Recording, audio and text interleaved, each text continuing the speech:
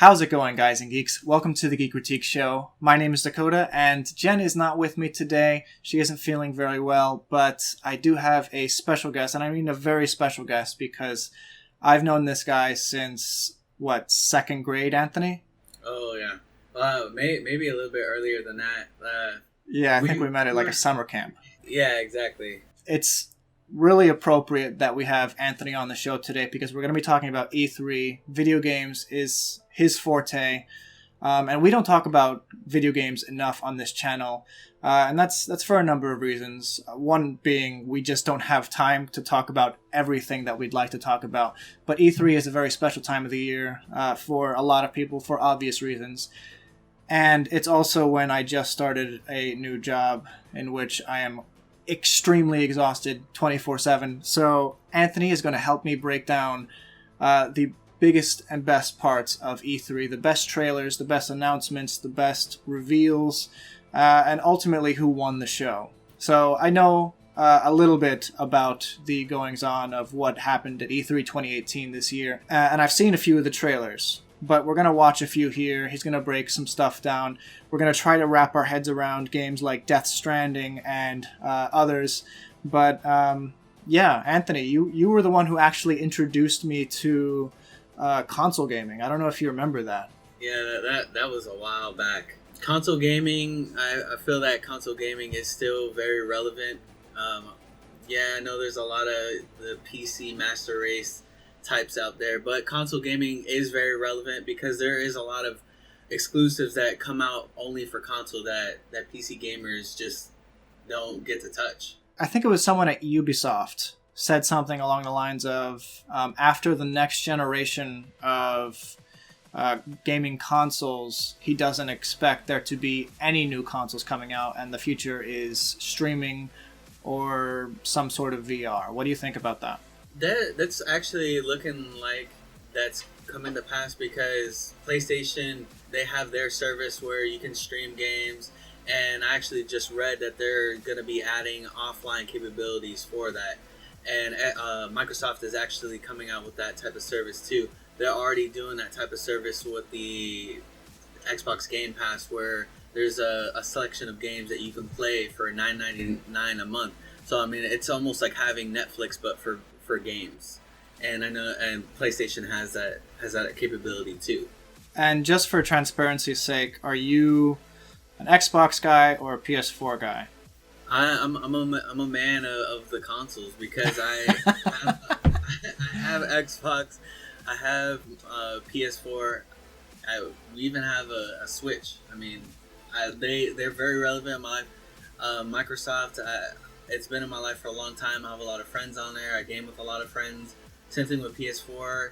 They hold my heart because they do have a lot of exclusives that Microsoft has been lacking in.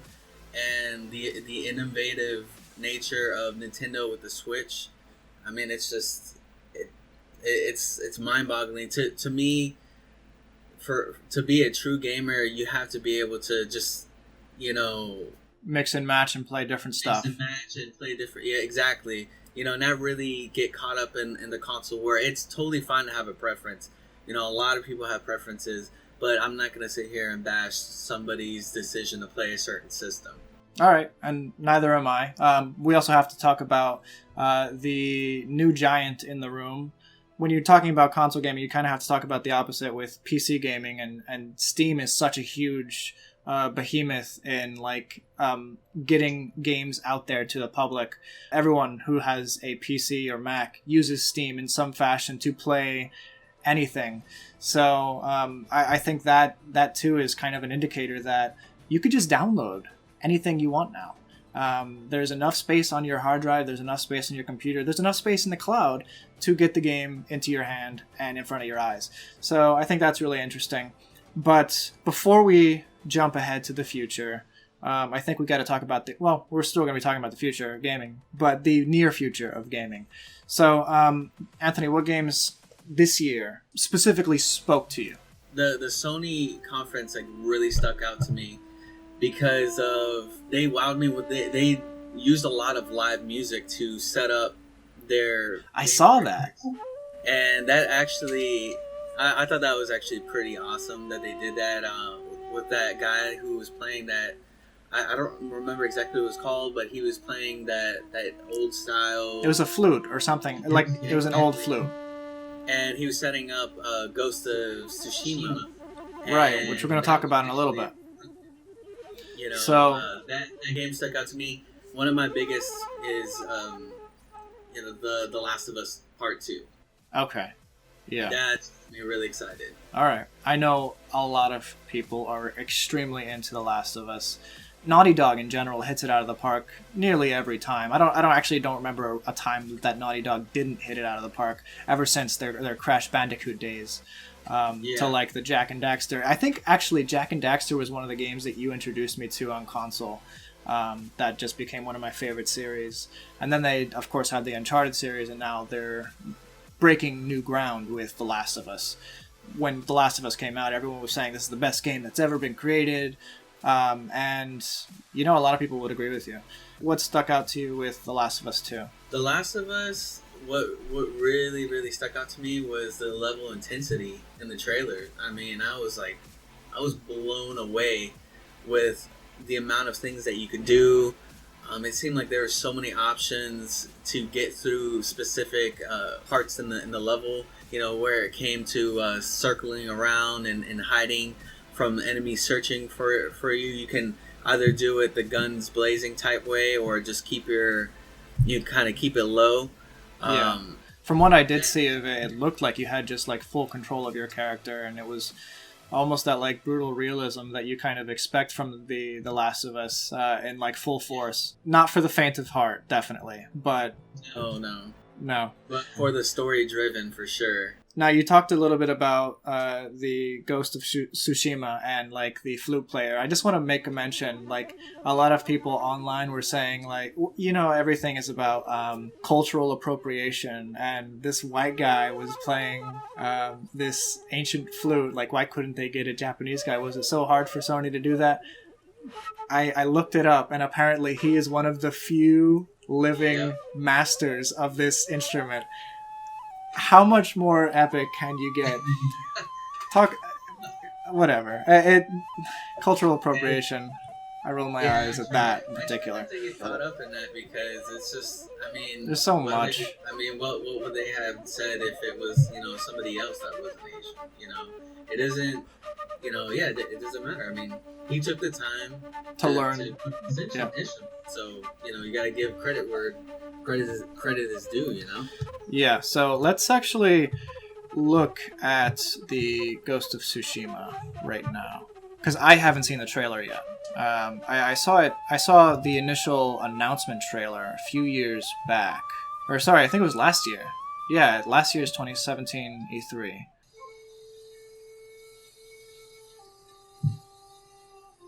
Was this the flute that was playing?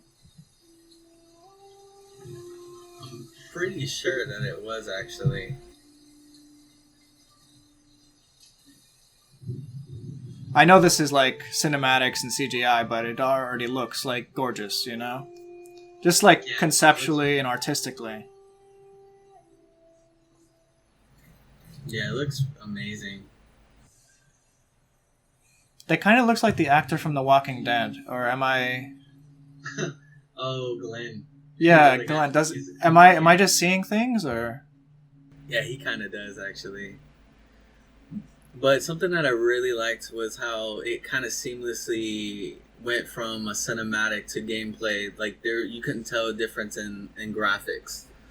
I think that's something that games are doing better and better these days, is like blending their cutscenes with actual gameplay. Exactly.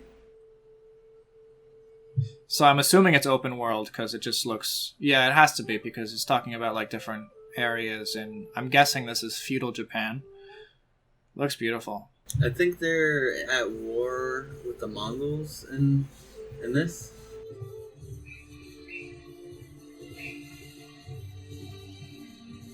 I'm loving the music. Oh, I love music in Asian like martial arts movies. Just these types of movies. Yeah, that definitely has that like that sad like long violin. I love that. I'm so curious how the actual fighting mechanics are going to look. Oh!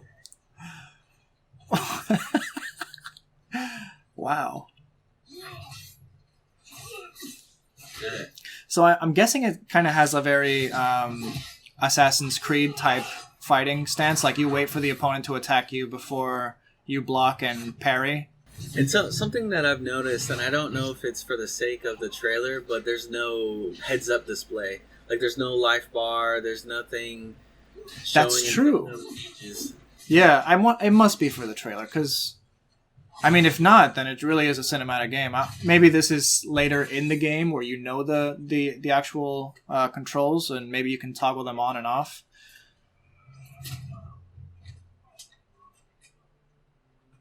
Wow, this looks great. I'm actually pretty excited for that. You know, that's one of those games in E3 that isn't part of a series that I'm actually considering to get. You know, I want to get. Yeah, because a lot of the games that they introduced this year were actually sequels to other games or other titles in series. So that looks like a really strong entry point there. What did you think of Cyberpunk 2077? A few people were commenting on the fact that was like one of their highlights. So what do you think about that? I thought that Cyberpunk 2077 looked amazing. I mean, it's made by the same people that make The Witcher. So they already have notable games in their lineup. Yeah, exactly. And so the trailer, it looks fun. It looks phenomenal. I'm pretty excited to see how they're going to translate from going from this like fantasy land to a sci-fi world, Yeah, and it's 2077 with the growth of actual technology. That's pretty far in the future, It's not even 2020 here in real time. So add another 60 years onto that. That's pretty cool. Yeah, technology flies, so it will be interesting seeing how they manage that. That's a game that's been in development forever. Yeah, a lot of these games that were shown in E3 are have been in development for a long time. If you look at some of these games, I know you know what I'm talking about. Some of these games that have been in development for a long time. Yes, one game in particular that I'm very excited about, Jen's very excited about, and you're very excited about is Kingdom Hearts 3. We just did a whole video on that. We reacted to 2 of the trailers. It's funny, Square Enix mentioned, or on their YouTube channel, it shows that they have released 3 trailers, but 2 of them are exactly the same, or almost. So we only reacted to 2 of those on our channel, and we had a lot of fun with that. So we'll link that right here. If you want to click that card, you can watch that right now. We won't talk about too much Kingdom Hearts 3, even though I'm extremely excited about it. Actually, I will ask you, what are you most anticipating in Kingdom Hearts 3? I'm anticipating the worlds. Something that's got me really excited is that seeing all these new worlds. I mean, it looks like they've taken these characters straight from the movies. I mean, like Pixar, it is Pixar quality graphics, and I'm like, wow. I mean, it seems like the graphics between the cinematics and the actual gameplay don't look different at all. Mm-hmm. And I'm pretty excited for something that they didn't show, and not many people, they didn't say anything at the conference. But I mean, Big Hero 6, that is one of the worlds that they have on the table. Yeah, that was one of the first ones they announced. They still haven't shown it. Yeah, Pirates of the Caribbean. I mean, I loved it in the second one. I know. We love the movie, so. It was so interesting, like in Kingdom Hearts 2, like how real the Pirates of the Caribbean world looked at the time, because it's supposed to be a live action setting. But it looks even more like mind blowing now with like all the dirty grittiness, and I'm really excited about that. I don't want to talk too much about Kingdom Hearts 3. You can watch that video if you want. I'll link it at the end of this video also, for those of you who are interested. Let's talk about Spider-Man. Marvel's Spider-Man for PS4. Actually, I have not watched the trailer yet, but I have it here. So if you will humor me while I watch a little bit of this.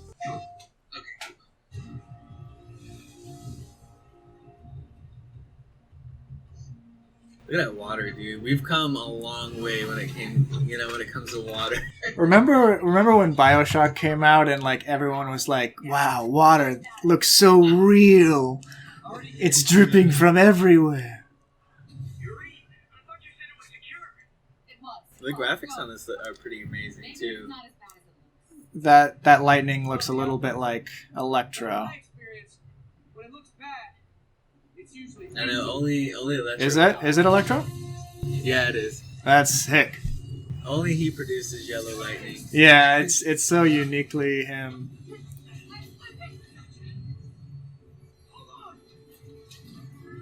This is definitely one of the games that I'm probably gonna pick up.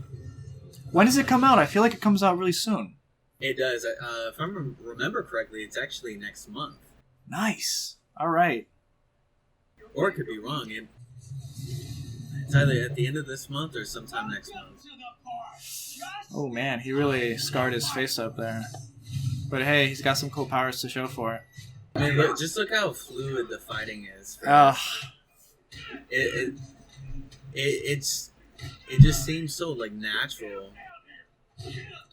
Like it doesn't seem like he's like just skipping from one move to the other. It looks Whoa, like, that's sick. Yeah.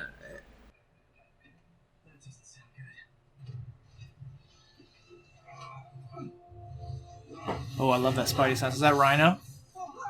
Yep. Oh, hi, Rhino.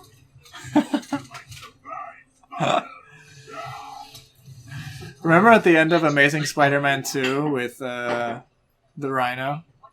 Oh yeah. How that was such a strange scene. It was really weird. I was like, Scorpion. I feel like I haven't seen Scorpion in such a long time, and so to see him in this trailer was actually really refreshing because I actually like Scorpion a lot. He's like one of my favorite villains. He is pretty cool. And here comes Vulture. Oh. You know, talk about like underrated villains in the MCU. Michael Keaton's Vulture is like one of the best villains in my opinion. From Spider-Man: Homecoming. His take on it was actually pretty interesting, you know. And yeah. Instead of like the old school like bird suit, it was a high tech, set of wings. Yeah, like based on like the Chitauri. Yeah. Oh man, this looks amazing. Yeah, I mean, just the thing that amazes me is just how fluid it is. I mean, I really enjoy that suit variation, dude. So something about this game is that it's looking like it's gonna have the Sinister Six in it. So yeah, that's you're right. I didn't even think about that. Wow, that's awesome. So I'm actually pretty stoked. I feel like that's one of the games that won it for me too. Awesome. Yeah, I mean, I was already sold on that game, to be honest with you, but. I mean, Spider-Man. To me, this looks like the best Spider-Man game to come out since Spider-Man 2, when the movie one came out. That was actually a really fun game. It had nothing to do with the movie, but it was fun.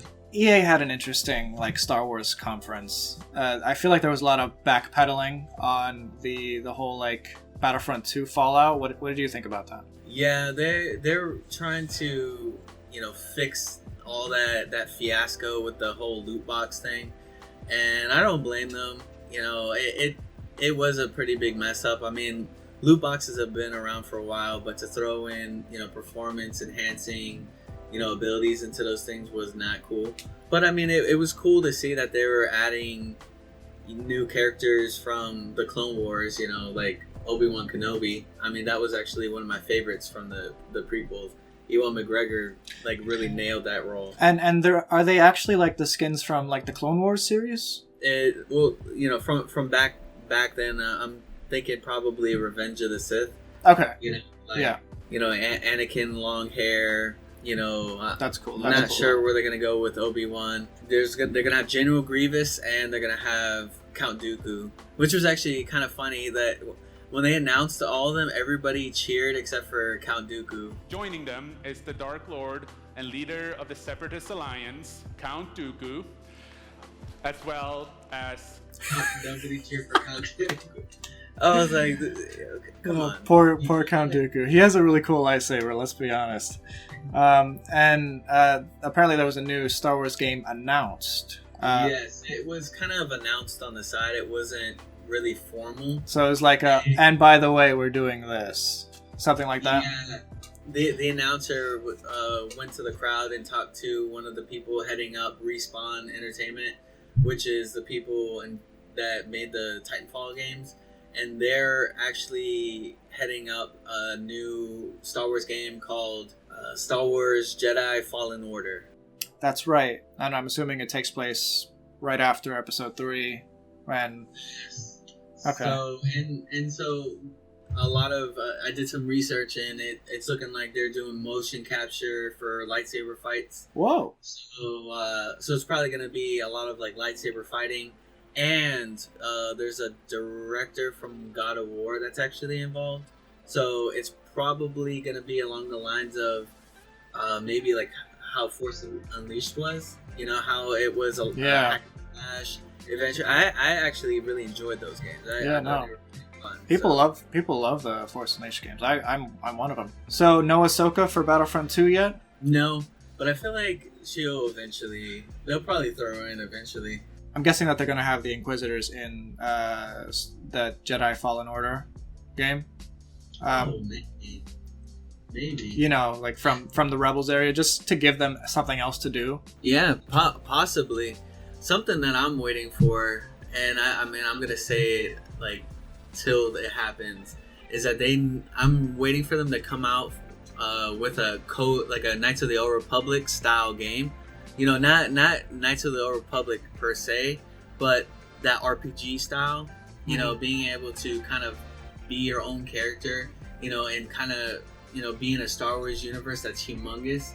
I mean, I love those games. I played them over and over, and I'm waiting for that style game to come out. And I feel like that's one thing, is that Disney's kind of been lacking on the game front when it comes to Star Wars. And I feel like that was like one of the things that really expanded the universe. Yeah, they've got their books, which is amazing. You know, a lot of people don't read, you know. I mean, I read them. I think that the books are fantastic, but a lot of people love the games, you know. Why do you think that they're up in arms when Star Wars Battlefront 2, you know, just fell flat? Because they remember the old Star Wars Battlefront, you know? That's true. I know you were really big into your Xbox games back in the day. Microsoft had a pretty strong panel. What do you think are the highlights from the Microsoft side of gaming? They're pushing forward with games like Halo, which these past two actually kind of fell flat. I'm not the biggest fan of 343. I actually enjoy Halo Wars, which is by them. I like RTS games, and so, you know, those games were pretty good, but I feel like 343 kind of lost their way with the story. And and then they're pushing through with Gears of War 5. And so, you know, I've always liked Gears of War. These new stories, you know, it's you kind of have to get used to it. It might not be everybody's cup of tea, but I thought it was pretty cool, you know, seeing the future, seeing an old Marcus Phoenix and some of the Delta Squad. I thought it was cool. You know, you got some pretty cool moments in that game. So, you know, I'm looking forward to seeing what they're going to do with this, how the story's going to progress. Now, Hideo Kojima is coming out with a new game. It was announced a few years back, Death Stranding. Everyone knows it as the game with Norman Reedus as the main character. What can you tell me about this game before I open up this trailer and we dive into whatever that is? I feel like I can tell you almost nothing about this game because watching this trailer, it looks cool, but I still have no idea what I watched. I mean, you see Norman Reedus walking a little while, and then these invisible things pop up, and I'm like, okay. So, if we get into the trailer, you'll kind of see what I'm talking about. And, you know, I know it's kind of a long trailer, so we'll skip through some of it. But even then, I mean, even with trailer skipping, if you watch the whole thing, you still wouldn't know what was going on. Death Stranding. All right. Yeah. Oh. But why? What's the point?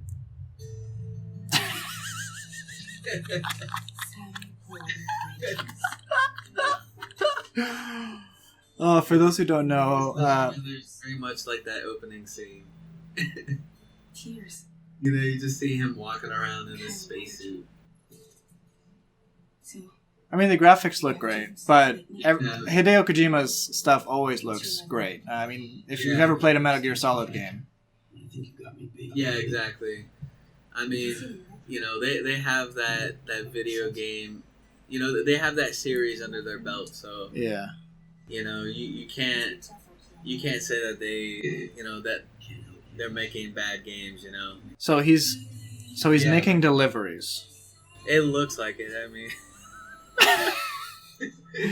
so he's like an intergalactic postman. At this point of the trailer, that's what it looks like.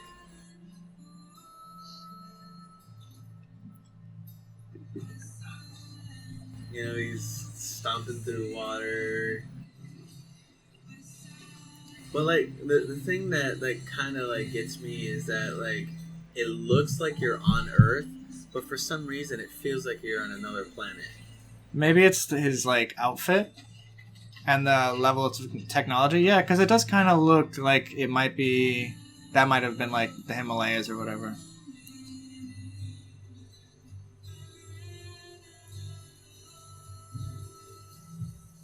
I can tell you, Norman Reedus. What is this? What is this? What is this? See, this is what I'm talking about. You see him just walking. He's doing delivery. Like, he's making these deliveries. He's delivering a dead body. You know, so it looks like, you know, it's a post-apocalyptic type thing. Yeah, this looks like it could be a mall. Yeah. And then, you know, that's a little cool. Like, these little mail cart things that he's got following him. Yeah, you see him on a string behind him. Oh, gosh.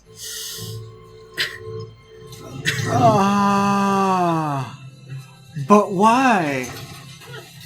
That was my reaction when I saw that too. I'm like, why would you give me your hand in life?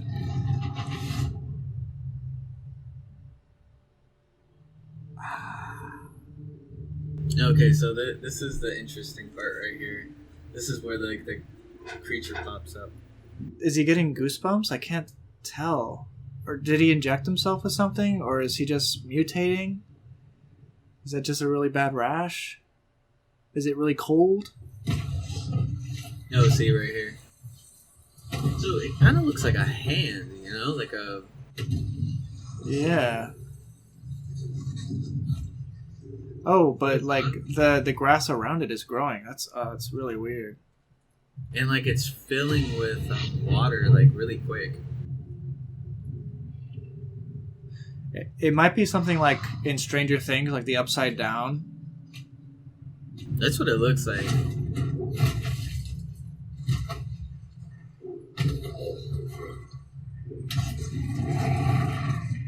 It also looks like A Quiet Place a little bit.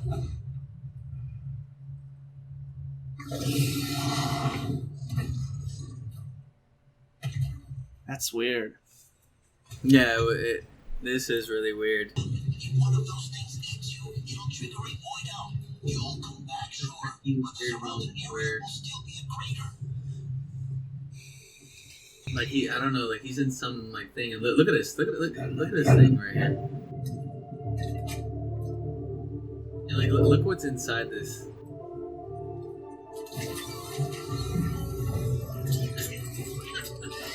What? Why there's a baby in that pod, I don't know why. But like look at these things, like Oh, that's actually really cool, but like wouldn't it be easier to just have like a blinking light instead of like closing that out to blink? So those creatures look like they have umbilical cords. So it seems like there's some relevance between the baby and the creature. So I mean, oh, that's really interesting. Look at the like the fauna all around. Like the weeds are like dying and growing and dying and growing.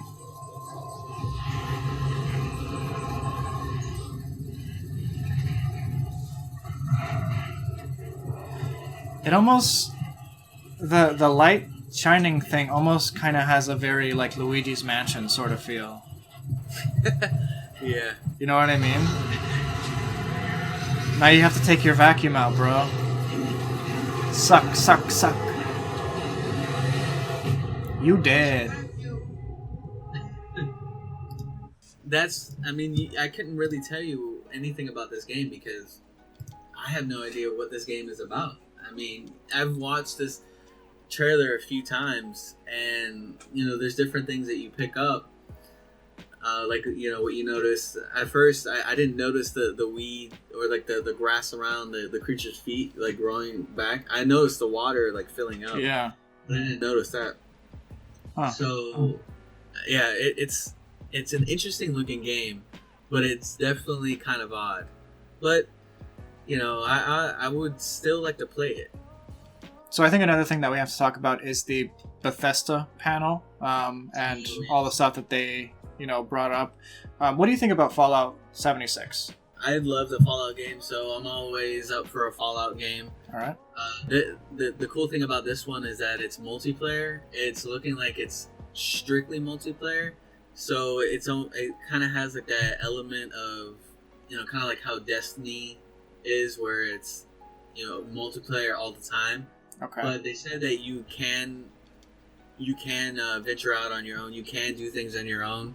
You don't have to play with a group of people. Okay, that's if they do it like Destiny, which I feel like more games are gonna like go that route where you can play by yourself or you can play as a team. I think that totally works, and then like have like raid-like missions where you need multiplayer or that multiplayer experience. Yeah, but I am really interested in Elderscrolls 6. I have not watched this little teaser yet. That's exactly what it is. It's a little teaser. It just shows the landscape. I need a good look at that landscape, bro. I'm a big Elder Scrolls fan. That's why I have Skyrim on Switch. Nice. How is it on that little screen? It's actually not bad. Oh, it's actually pretty good. Anyone listening to this music knows exactly what they're getting into. Oh man, those like blazing trumpets. Oh, I'm so excited. People have been crying out for Elder Scrolls 6 for like what, 7 years? Yeah, I bet. Now they also announced Elder Scrolls Blades. Oh yes, it's the mobile. Okay. Elder Scrolls. They said that they're gonna release those out for console too. So I'm wondering how that's gonna work, because it's a kind of a unique experience that looks like it's really tailored for mobile phones, because you swipe the screen to do different things. Whether it's to attack with a sword or cast a spell. How do you think it's gonna land? Do you think like is mobile gaming there where we can now like start replacing our console experience with the mobile phone? Do you think it's there yet? No, I still think that the mobile experience is still a lot on the casual side. They are throwing out a lot of competitive games out there. They have several MOBAs, kind of like League of Legends, on mobile to try to do that. I've even seen that they have tournaments for games on the phone. A MOBA called Vainglory. So I mean, they're trying to get it there, but I still feel like it hasn't really landed just yet. Mm-hmm. Yeah, I mean, recent years we've seen a bunch of games like shoot up to like super popularity with Mario Run and Pokemon Go, and this is not a very popular game, but I've been playing it for a very long time. But like, it was released in America like 2.5 months ago. It's the. Have you ever watched the anime Is It Wrong to Try to Pick Up Girls in a Dungeon? I've heard of it, but I haven't actually taken the time to watch it. All right, well, it's like a gacha game on the iPhone, but they get all the voice actors and they create new stories like all the time. They're always having new events. And I've been playing like, I think my thing says I've been playing like 76 days straight. It's the only game I've ever done that to, so I don't know why I'm doing it, but it's really fun and I'm addicted. And mobile games are getting better, but yeah, they're not anywhere near console level experience. But what can you tell me about Bethesda's other game, Starfield? Oh, Starfield. That's actually pretty exciting. Something that they mentioned is that it's their first original IP in 25 years. Yeah. So they haven't really elaborated on what it's going to be, but it looks like it's going to be something space related. So it looks like Bethesda, I mean, with a name called Starfield, it better be space related. Maybe it's about building a machine that sucks the stars out of skies, or sucks it into a field. So I'm guessing this is just a teaser. We're not going to actually get any information out of this little glimpse. Yeah, exactly. All right. Still, that's really cool that Bethesda's like basically breaking new grounds with this new IP. About time. They're taking their talents to the stars. I like the music that they have going on. It's very adventure-y. Something that I actually read about this game is that Bethesda was mentioning how it's potential that this game will not make it to this generation of consoles. Okay, that's interesting. It's possible that it can, but they won't sacrifice the quality of the game just for the sake of bringing it out for this generation. So, we may or may not see this game on PS4 and Xbox, Xbox One. So, it might be on PS5 and Xbox 2 or whatever they go with, whatever name they go with. So. Based on what I see in the trailer, the little teaser, it looks like we're going to be journeying space, and the way that the logo kind of comports itself, like it says Starfield, but then it almost like opens up a portal and then you like shoot through. It gives me a No Man's Sky sort of feel. Yes. So I'm wondering if that's what they're like going for, but like an actual multiplayer No Man's Sky. I think No Man's Sky actually is technically multiplayer now, but it's still like light years away from what they originally intended No Man's Sky to be, unfortunately, because that game had a lot of potential. This is a really amazing E3. Now we also have to touch upon Nintendo, and they announced a few things. Most notably for me is Super Smash Ultimate. And people, I know you were complaining, I heard you the other day, that they didn't have Waluigi, but they had everyone else. What do you think about that? I think that, the game's not out, so anything can happen between now and then. That's true. Maybe they could, after hearing what everybody said, they could probably say, hey, let's throw him in, or hey, don't worry, Waluigi's going to be in, the game isn't finished. Or maybe they're going to release a game without him, and they're going to add him in DLC. Maybe they just forgot to put him in the trailer, guys. Yeah, that could happen. It's likely, considering they literally did their best to get every character, and Nintendo owns the character of Waluigi, so it makes sense that they would, slip up somewhere.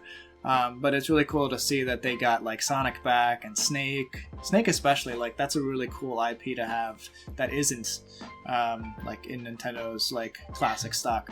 All right, I don't want to hold you up. I gotta get to bed because I gotta work early in the morning. But I want to know what your opinion is. Who won E3? Like who had the best performance or the best show panel? I feel like almost everybody had a strong showing out of all of them. Even PC had a few things that brought up that I like, but dude, Sony with live music. Even Bethesda did it. Everybody had some kind of live music going on, but I really enjoyed the banjo for the beginning of The Last of Us Part 2 and the flute in the beginning of Ghost of Tsushima. I really enjoyed that about Sony. I feel like they definitely put in a lot of work into it. I thought that it was unique. They really blew it out of the water this year. Awesome. Yeah. No, I can't agree with you more. I've always been a PS4 guy. or a PlayStation guy rather, above like Microsoft. But I have to say, like, Microsoft really blew me away with some of the stuff that they're revealing, as well as Nintendo. Like Nintendo, I used to play that a lot when I was a kid, but now I'm going back to Nintendo to relive those same, like, that same feeling that you only can get with Nintendo games. And I know you know what I mean. Like, it just has that. It's just fun, you know, and Nintendo knows how to do fun. So it's so exciting to see where we're going to be going in the next couple months, next couple years with gaming. Yeah, Anthony, thank you so much for joining me this evening.